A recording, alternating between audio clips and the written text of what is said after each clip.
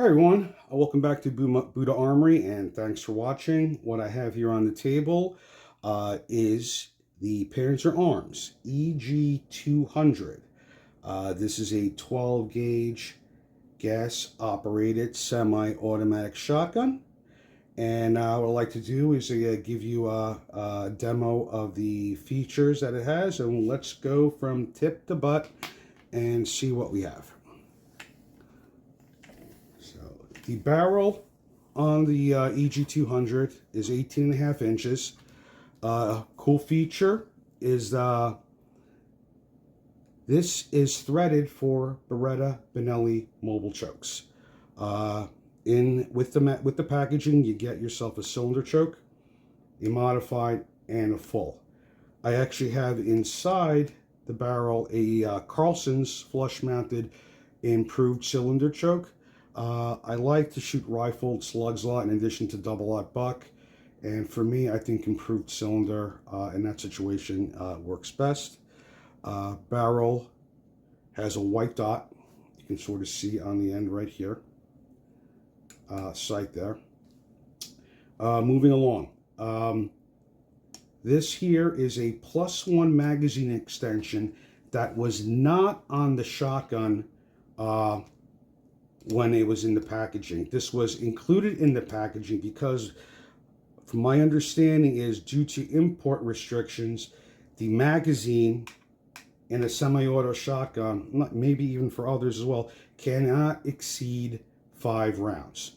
So in normal configuration, the shotgun is a 5+1, but Panzer gives you the +1 magazine extension to install, which obviously what I did. So that brings the shotgun to a 6+1. Also comes with a loop if you want to mount the sling. Moving along, the furniture, you have choices of three types of furniture. I chose the polymer. It also comes in Turkish walnut with a natural wood type finish, or a Turkish walnut with sort of like a black lacquered finish.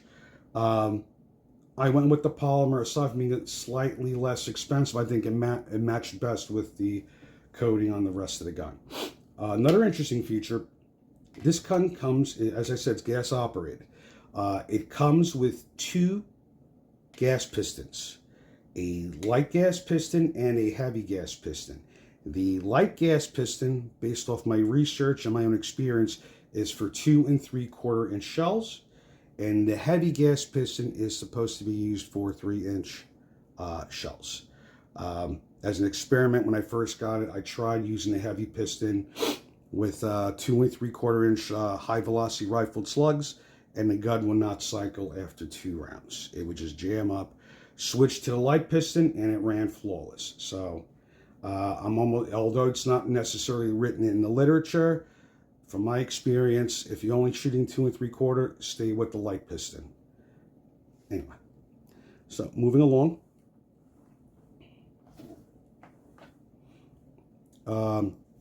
Starting from top to bottom. So, as you can see, I have an optic mounted off a Picatinny rail. This is not drilled and tapped for optics.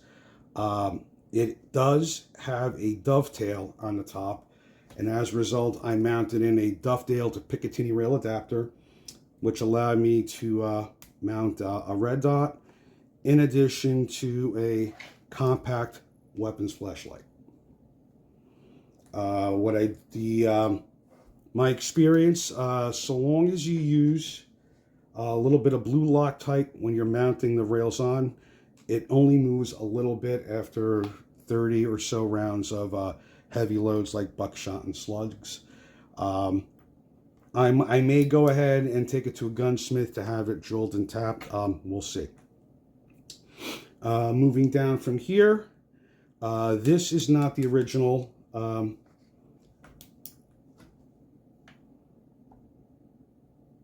item to cycle your bolt, the charging handle.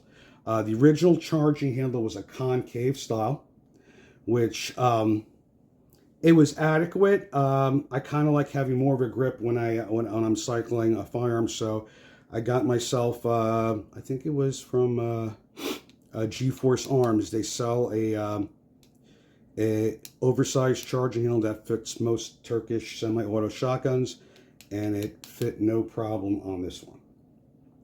I had no issues with the bolt release. I think this the button is adequate enough in size.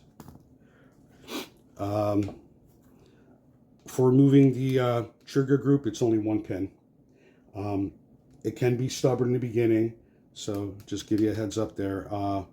Through use, it does loosen up, and might be a good idea to put a slight bit of lubricant on that pin in the very beginning, just to help you not have it hammer so damn hard to get the trigger group out. What else I like about this? So the carrier is actually pretty good. From loading it, I've never had a situation where I hurt my thumb.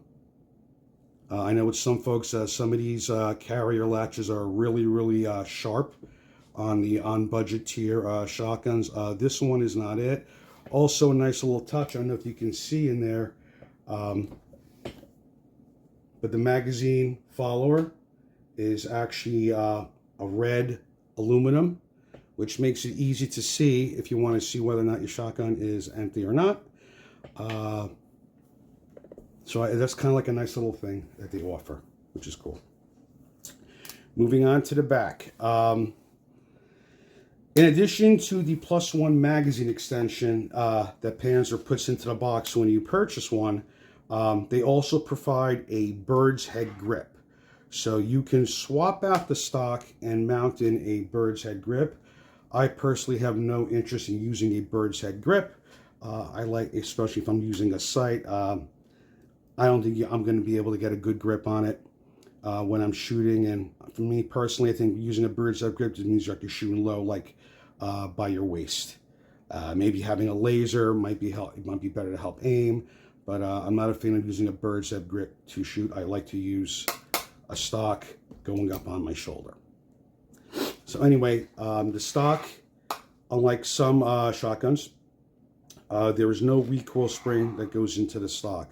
I know there's some Berettas and Benellis. I know the A300 and some Benellis have the recoil spring that goes into the stock. This gun, the recoil spring is wrapped around the magazine tube,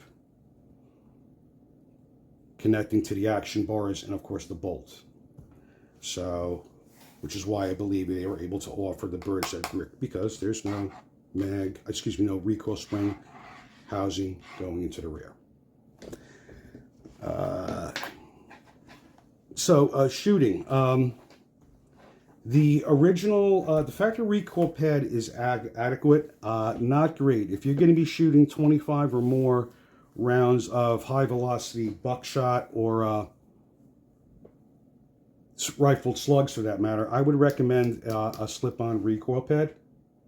I'm using a limb saver here, which I will tell you right now, I feel absolutely no pain when shooting a lot of buckshot, a lot of rifled slugs. No pain whatsoever.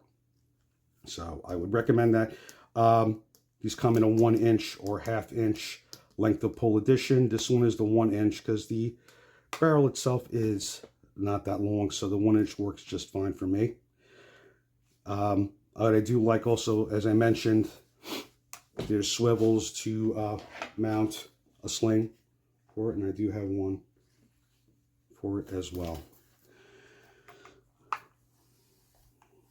Overall, I mean, for the money, I mean, you can get something like this under 300 bills, no problem.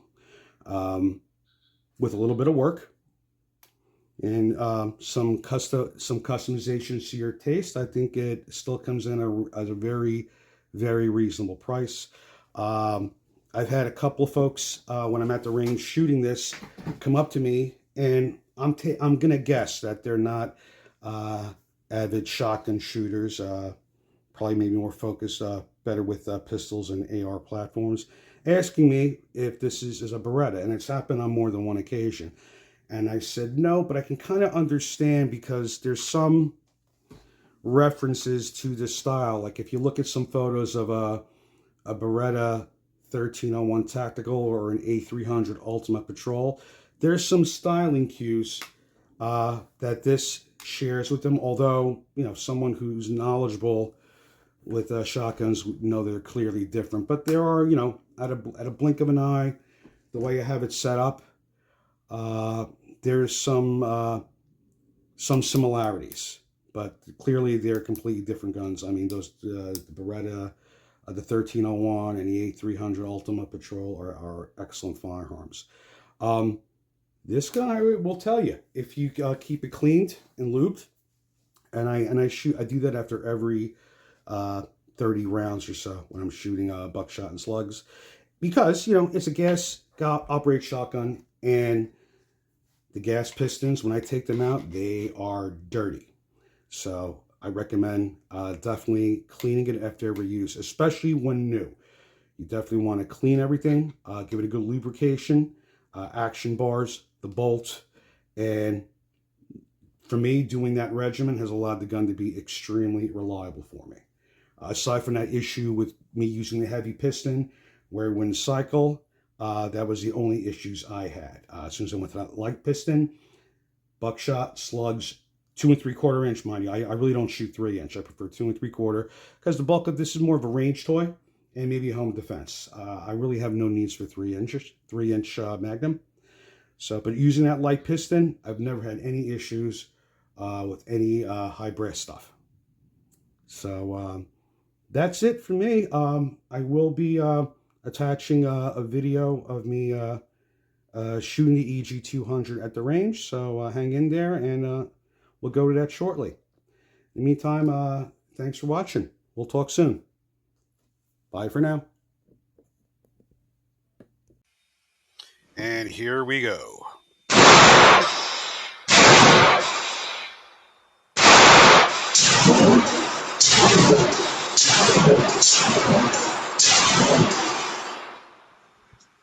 That was 5 rounds of Panzer Defense 2 3/4 inch 1-ounce slugs, going 1650 feet per second. Now switching over to Black Aces Tactical 2 3/4 1-ounce slugs, also rated at 1650 feet per second.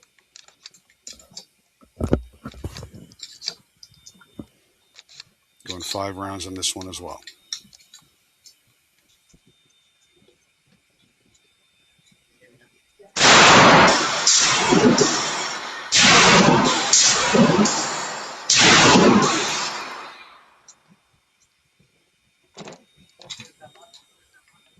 And we're going another 5 rounds of the Black Aces.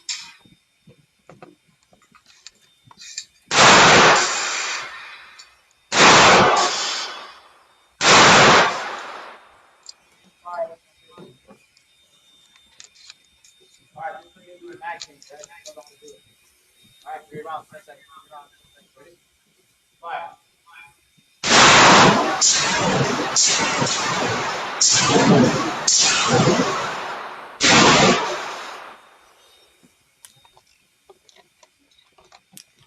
Now switching over to the Winchester Super X 2 3/4 inch double at buckshot, traveling at 1325 feet per second. I'm avoiding shooting the target on the right side of the silhouette. I have a new shooter in the port on my right side. I don't want a buckshot flyer to hit their target by accident.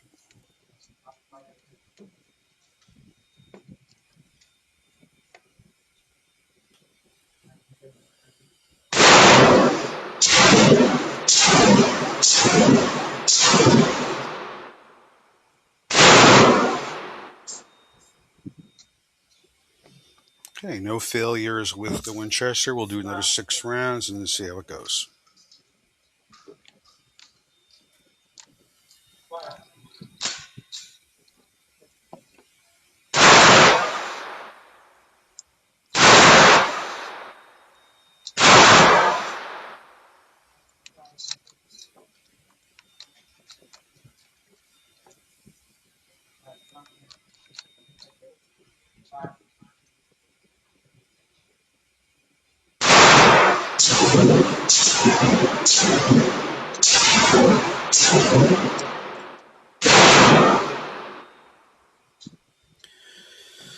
I have 3 shells of double buck left, so I'm going to finish them off and go a little faster.